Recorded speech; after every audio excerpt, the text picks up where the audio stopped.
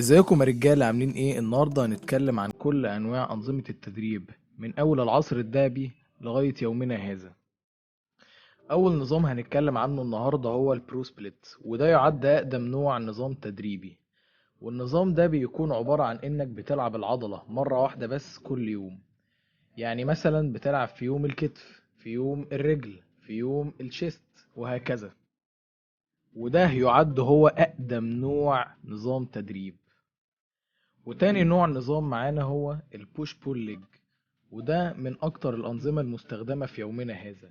وده بيبقى باختصار عبارة عن ان انت بتلعب في يوم الظهر والكتف الخلفي والباي في يوم، والبنج والكتف الامامي والكتف الجانبي والتراي في يوم، وفي يوم تاني الرجل لوحدها.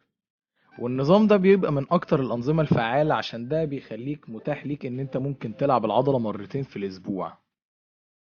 وتالت نظام هو الابر اند لور، والنظام ده باختصار عبارة عن انك بتلعب في يوم العضلات العلوية وفي يوم العضلات السفلية.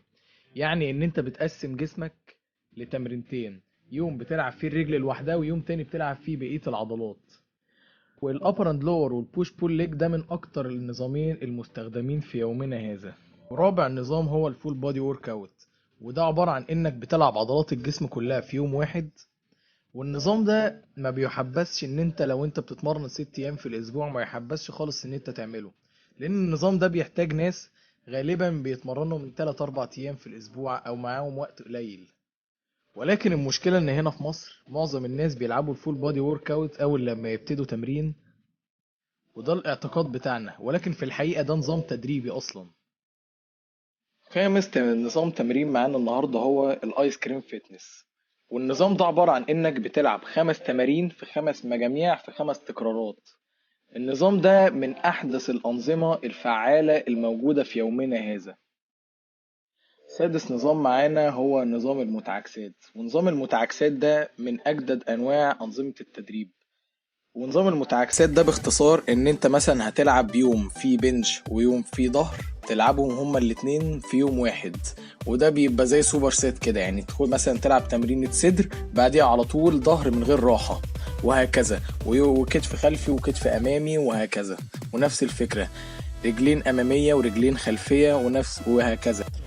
طيب ايه هو احسن نظام تدريب في الانظمة اللي احنا عرضناها النهاردة معاكم دي؟ باختصار شديد، لو انت لاعب كمال اجسام لازم تمر بكل انواع انظمة التدريب. ما ينفعش تقعد تتمرن نوع واحد بس العمر كله. ولكن بيختلف الموضوع ده من شخص للتاني. يعني في اشخاص جسمهم بيتحسن جدا مع برو سبليت برغم ان هو من اقدم انواع انظمة التمارين، ولكن في ناس بتتطور معاه وفي ناس بتتطور مع الابر اند لور. كل شخص فينا جسمه مختلف عن التاني، ولكن في الاخر يستحسن ان انت لازم تنوع في تمرينك. ما ينفعش مثلا تقعد تتمرن بوش بول ليج لمدة سنة كاملة، ما ينفعش خالص، لازم تنوع في تمرينك.